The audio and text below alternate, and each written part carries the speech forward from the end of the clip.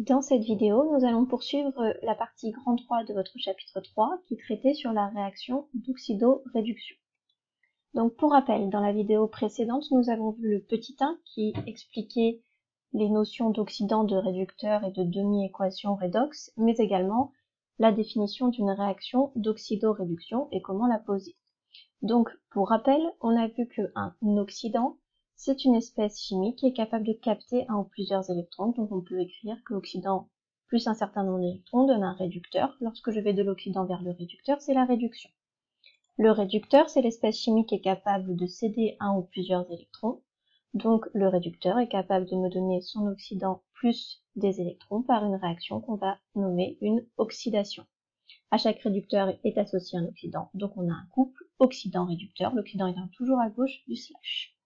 On peut donc faire des réactions d'oxydoréduction. Lors d'une réaction d'oxydoréduction, c'est l'oxydant du premier couple qui va réagir avec le réducteur du deuxième couple. Il va y avoir un transfert d'électrons entre deux couples redox. Donc nous poursuivons ce grand 3 avec le petit 3, potentiel d'oxydoréduction et règle de transfert des électrons. Dans un premier temps, on va se demander qu'est-ce que ce fameux potentiel d'oxydoréduction. Donc le potentiel d'oxydoréduction, qu'on appelle aussi le potentiel standard d'oxydoréduction, que l'on va noter grand E avec un petit 0. Donc ce potentiel standard d'oxydoréduction est spécifique à un seul couple redox et est le reflet de sa capacité à capter ou à céder des électrons. Le signe du potentiel standard va indiquer si ce couple contient un oxydant ou un réducteur qui est fort. Petite remarque, on a tout comme pour le delta Rg0, des conditions qu'on dit standard, avec un potentiel standard qu'on va noter E0 dans des conditions plutôt de chimiste, c'est-à-dire température de 25 et pH 0. Et on peut aussi avoir un potentiel standard apparent, que l'on noterait alors E0', qui lui correspond à des conditions plutôt cellulaires, avec un pH de 7 et une température de 37 degrés. Donc ce potentiel standard d'oxydoréduction, il nous informe de la force de l'oxydant ou de la force du réducteur. On dit que plus le potentiel standard d'oxydoréduction est élevé, plus l'oxydant du couple va être fort et donc plus il va capter facilement des électrons.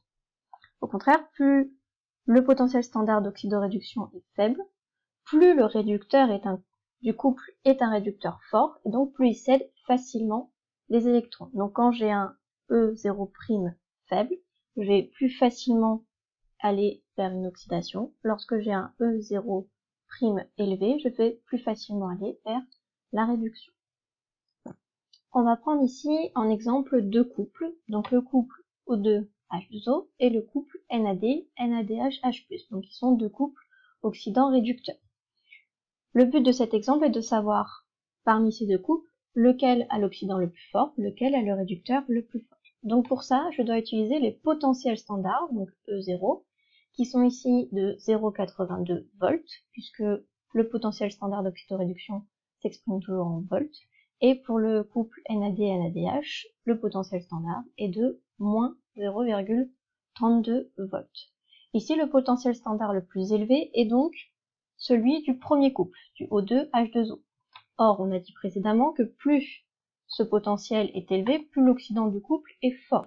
Donc ici, l'oxydant le plus fort est celui du couple O2H2O, donc l'oxydant le plus fort est le dioxygène. Au contraire, on voit que pour le couple NAD et NADH, le potentiel standard est négatif. Or, on a dit que plus ce potentiel est faible, plus le réducteur du couple est fort, donc plus il cède facilement des électrons.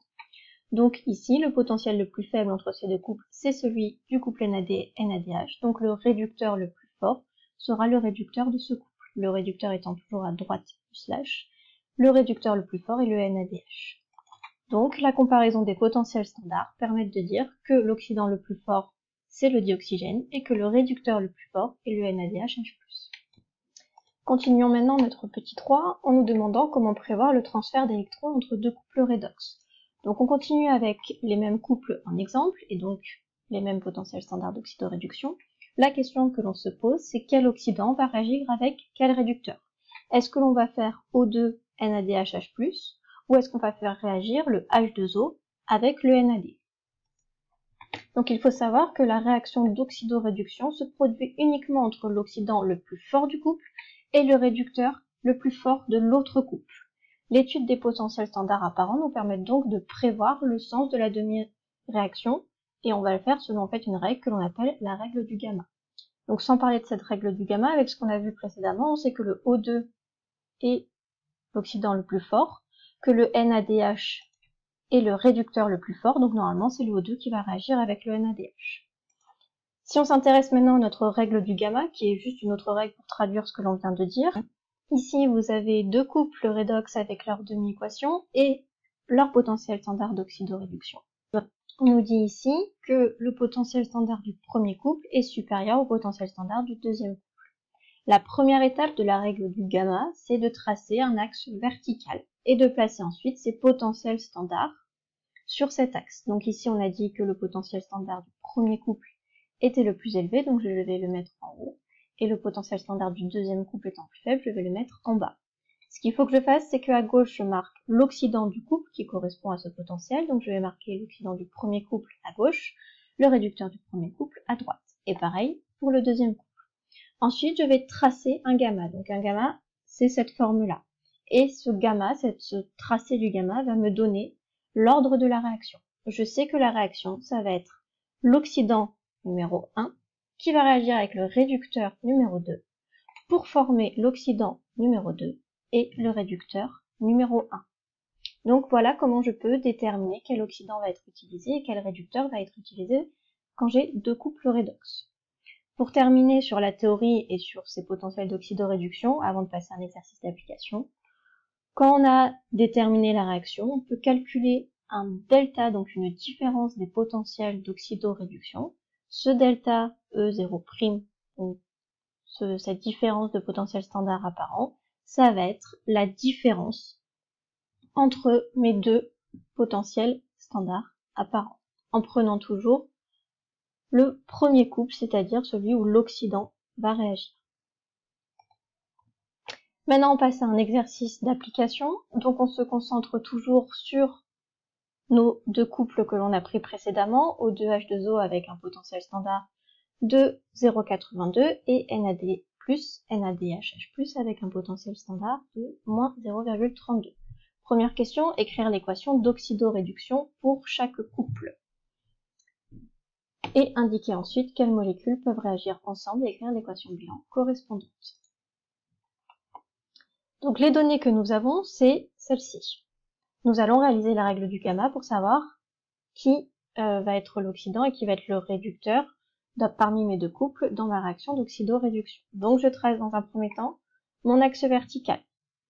Je vais ensuite sur cet axe vertical placer mes deux couples. Donc ici le potentiel est le plus élevé, je le mets en haut. Le potentiel est le plus faible pour ce couple, je le mets en bas. J'ai bien mis mes oxydants à gauche de mon axe et mes réducteurs à droite. Il ne me reste plus qu'à tracer mon gamma. Ce gamma va alors me donner l'ordre de la réaction. Je fais d'abord O2, je suis le tracé. Donc d'abord O2 plus NADH va me donner NAD+, plus H2O.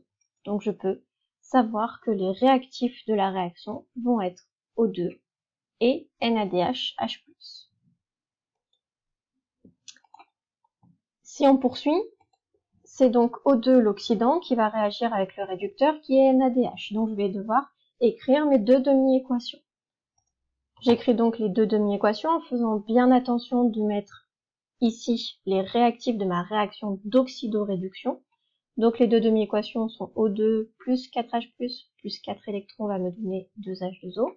Et ici, c'est bien mon réducteur qui va réagir, c'est NADH+, qui est capable de me donner NAD+, plus 2 électrons, plus 2H+. Je me rends compte cependant ici que les quantités d'électrons ne sont pas les mêmes. Donc si je fais l'addition maintenant des réactifs et des produits, je ne vais pas me retrouver avec un nombre d'électrons qui est nul. Donc ce qu'il faut que je fasse, c'est que sur ma deuxième réaction, je multiplie le tout par 2.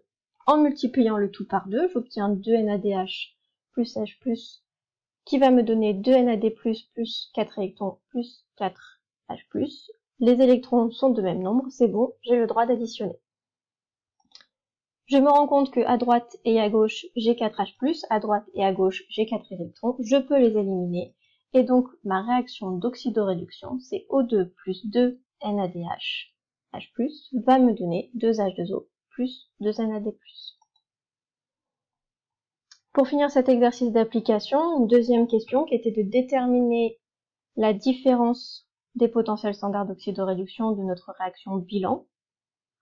Donc pour cela, il faut faire le calcul où d'abord je mets le potentiel standard de l'oxydant qui a réagi, donc du couple O2H2O, moins le potentiel standard du réducteur qui a réagi, donc NAD+, NADH. Et si je fais ce calcul, je tombe sur 1,14. Attention à ne pas oublier l'unité qui va être des volts. Pour conclure sur cette vidéo, vous avez à votre disposition une fiche méthodologique sur comment écrire le bilan d'une réaction d'oxydoréduction qui reprend les différentes étapes qu'on a vues dans les 2 dernières vidéos, avec comment établir une demi-équation d'oxydoréduction, comment repérer dans un couple l'oxydant et le réducteur, comment choisir les réactifs de la réaction d'oxydoréduction et enfin comment écrire le bilan de cette réaction. Donc c'est une fiche méthodologique qui pourra vous aider lors des activités et qui reprend l'ensemble des notions que l'on a vues et des notions qu'il faut savoir mettre en pratique pour l'examen final.